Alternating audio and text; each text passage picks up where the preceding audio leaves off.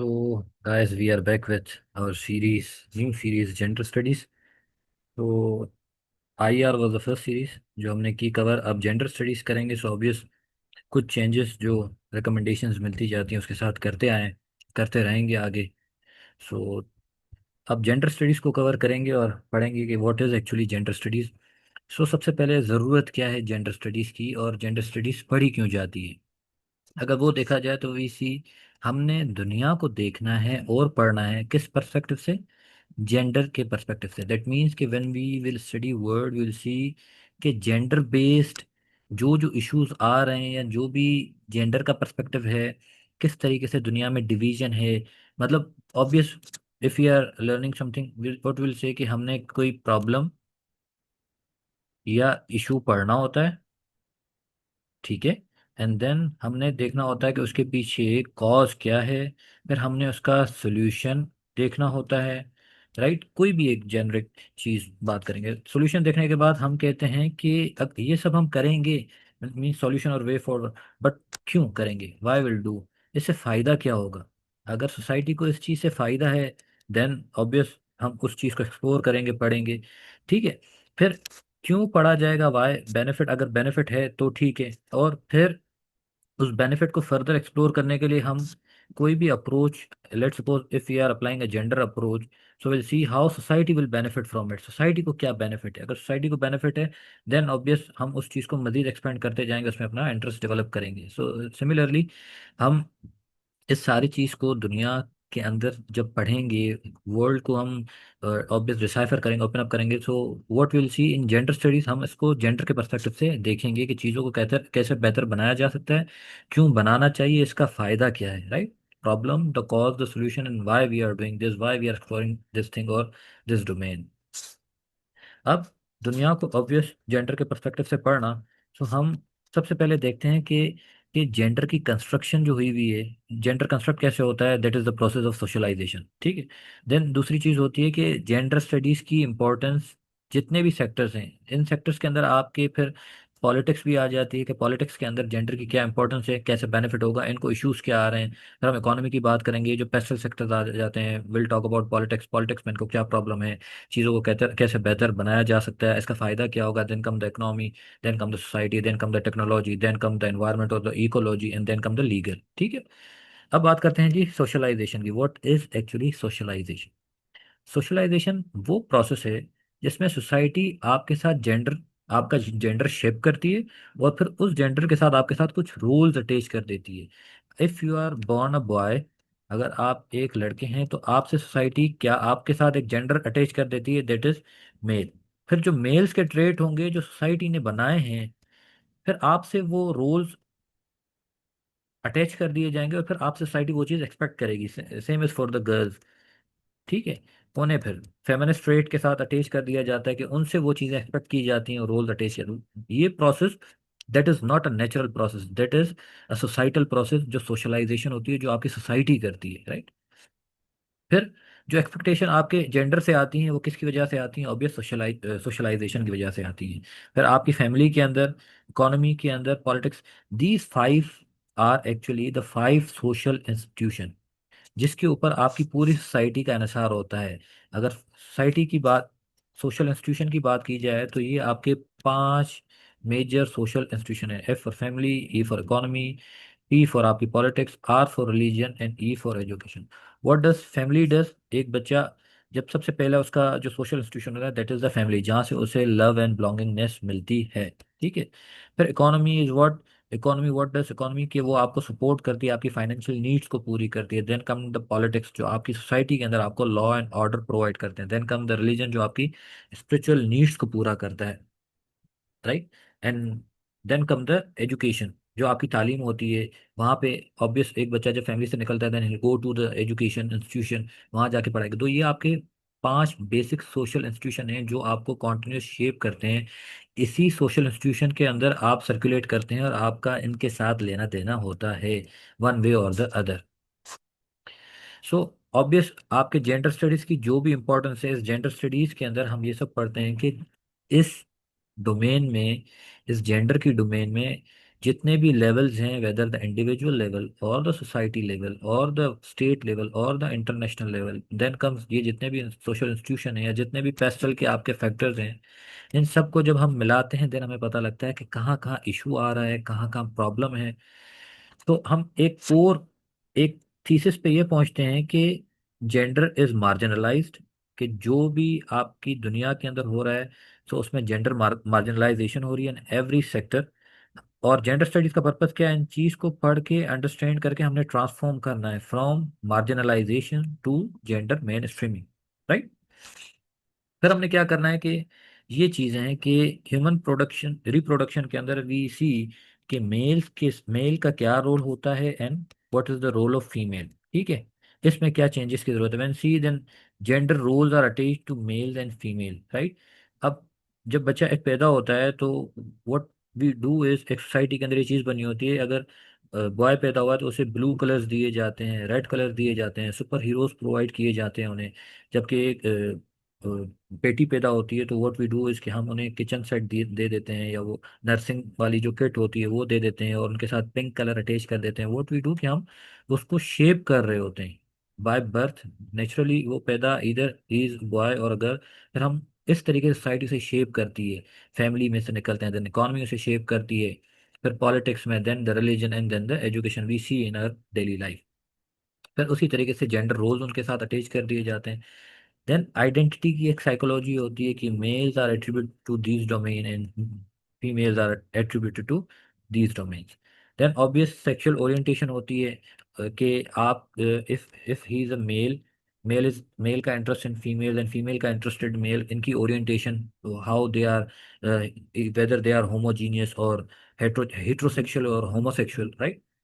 Then इनके representation का मसला आता है। अगेन ये सारे जो फैक्टर्स हैं, not just on single level, will talk about all the levels and in all the factors. फिर इनका फीमेल रिप्रेजेंटेशन का मसला आता है कि उन्हें उनके जो रिप्रेजेंटेशन है दैट इज लो और no say in any of these thing. Representation में भी से कि even if we talk about family we see कि इनकी रिप्रेजेंटेशन बहुत कम होती है, least to know say. In economy we सी इनको इकोनॉमिक इंडिपेंडेंस बहुत कम या इवन नो के लेवल तक होती है। We see in the politics, we see in the religion participation, we see in the education sector as well. So we know कि इनकी representation under representation है, despite they cover 50% of the sky. Global population भी है कि आधा आसमान वो हमारे साथ शेयर करती हैं, so why not these thing, तो वो अंडर रिप्रेजेंटेटेड है। I hope these things are getting clear. फिर चार प्रिंसिपल वो हैं कि ये both male and female, like this gender studies के डोमेन में ये फंक्शनल प्रिंसिपल हैं जो कि ये एक्नॉलेज करते हैं कि जी हाँ, मेल एंड फीमेल के अंदर एक जेंडर का डिफरेंस एग्जिस्ट करता है सोसाइटी के अंदर। और this is complementary, means male जो है वो अलग है और फीमेल अलग है, कॉम्प्लीमेंट्री ये भी समझते हैं। और कॉम्प्लीमेंट्री इन द सेंस कि इन दोनों के सिवा सोसाइटी नहीं चल सकती, नॉट जस्ट वन मेल के सिवा नहीं चल सकती, इन दोनों के सिवा they are complementary to each other. और इन फैक्ट्स का भी अंदाजा है कि there is a difference between male and female, right. फिर एक कंफ्यूजन है जो जेंडर आइडेंटिटी की कंफ्यूजन है, कि हमने जो इनके साथ जेंडर रोल्स अटैच कर दिए हैं तो उस कंफ्यूजन को हमने ठीक करना है। Again what is the goal? Marginalisation से मेन स्ट्रीमिंग। कैसे? जेंडर स्टडीज का पर्पज है कि हमने हर लेवल में, हर फैक्टर में समझना भी है, मसले का हल भी निकालना है, उसका फायदा क्या होगा ये भी बताना है। फिर आ जाते हैं जी सेक्स वर्सेस जेंडर, कि इनमें फर्क क्या है। अगर सेक्स की बात की जाए तो वी से कि बायोलॉजी या बायोलॉजिकल आइडेंटिफिकेशन होती है जो कि हमें बर्थ के टाइम पे असाइन होती है, कि कुछ मेल्स के अंदर सर्टन ऑर्गन्स होते हैं, फीमेल के अंदर सर्टन ऑर्गन होते हैं जो डिस्टिंग्विश करते हैं मेल फ्रॉम अ फीमेल, जिससे हम आइडेंटिफाई करते हैं कि ये बेबी बॉय पैदा हुआ है या बेबी गर्ल पैदा हुई है। So that is totally natural, ठीक है। जब ये बेबी आ जाता है इस दुनिया के अंदर, देन उसके साथ वही उसकी जो सोशल कंस्ट्रक्शन होती है कि जब वो पैदा होता है तो how a boy is treated in family and how a female is treated in family, के जो कलर्स के साथ अटैच किए जाते हैं, जो सुपर हीरोज या टॉयज उनको प्रोवाइड किए जाते हैं, जिस तरीके से उनकी तरबियत की जाती है, उन्हें तालीम प्रोवाइड की जाती है, रिलीजन प्रोवाइड किया जाता है, पॉलिटिक्स में उनका रोल है, इकोनॉमी में उनका रोल है। सो ऑब्वियस ये सारी चीज़ें फिर आपकी सोशल कंस्ट्रक्शन से होती हैं। So this is difference between sex. Sex वो कि जो बाय बर्थ असाइन हुआ, फिर जो रोज उनके साथ असाइन हो जाते हैं वैसे। लेट्स सपोज अगर एक बेटी पैदा होती है, लेकिन उसे फैमिली क्या कहती है कि ये तो मेरा बेटा है, क्यों? क्योंकि उसके साथ कुछ रूल्स अटैच कर दिए जाते हैं और एक्सपेक्ट किया जाता है कि ये रोडों पे निकलेगी और ये कमा के खिलाएगी, देन कहते हैं ये मेरा शेर बच्चा है या बेटा है।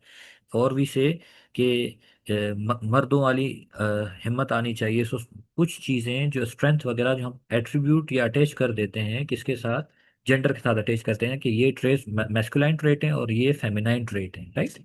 So this is actually what gender is and difference between sex and gender. फिर आ जाता है इसी बेस पे कि एक बना दिया डोमेन जेंडर स्टडीज का and then come the women study. अब देखेंगे कि जी इन दोनों में डिफरेंस क्या है, what is actually a difference between gender studies and women studies. तो पता लगता है कि जब जेंडर स्टडीज की बात करेंगे तो हम मैन को भी उसके अंदर लाएंगे और वुमेन को भी इसके अंदर लाएंगे। So when we talk about this gender studies GS, so we'll talk about both men and women, right?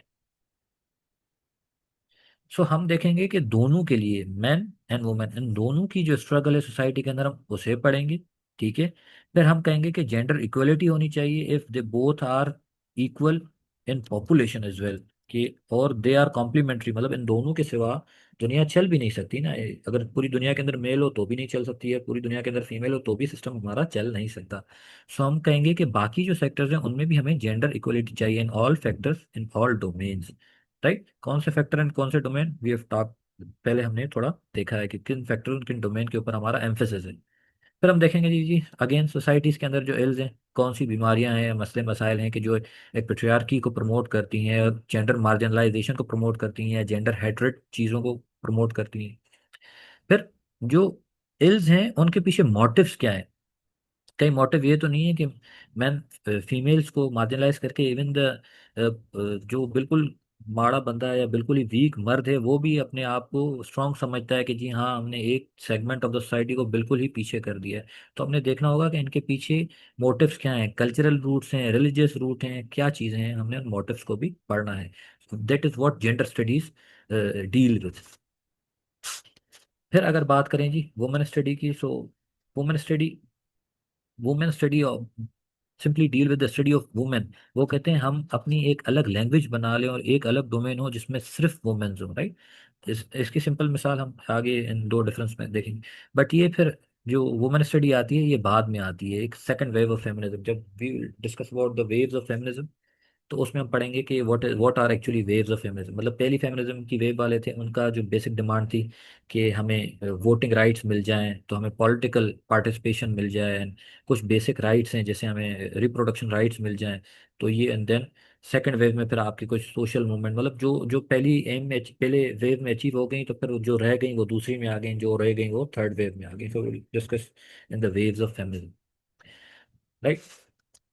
तो हम ये डिफरेंस की बात पढ़ेंगे कि women studies deal with only women या study of women in every field. फिर field कौन सी, all factors all domains and all levels, right.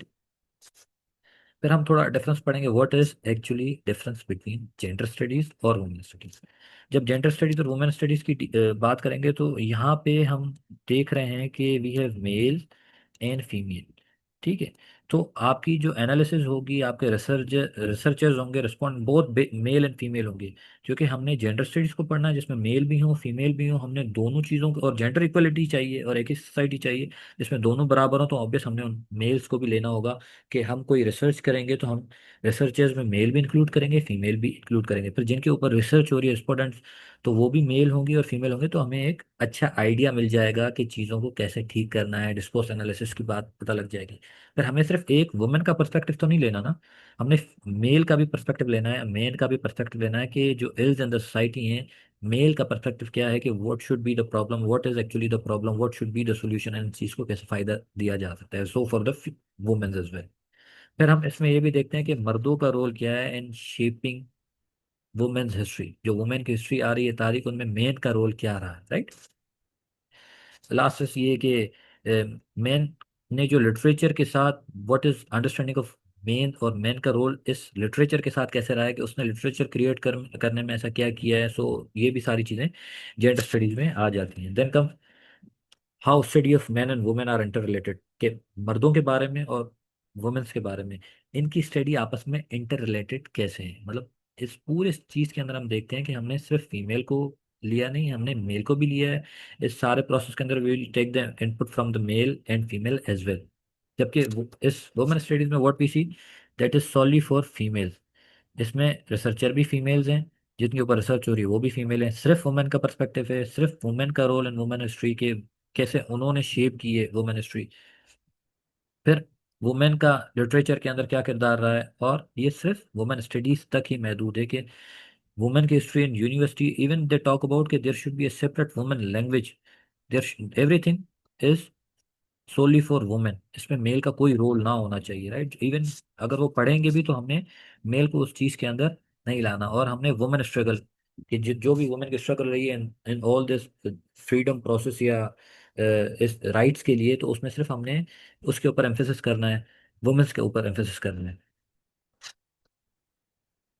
फिर आ जाता है कि what is difference between autonomy and integration debate. एक डिबेट ये भी आती है for the autonomy of this females, and दूसरी आती है फॉर द इंटीग्रेशन।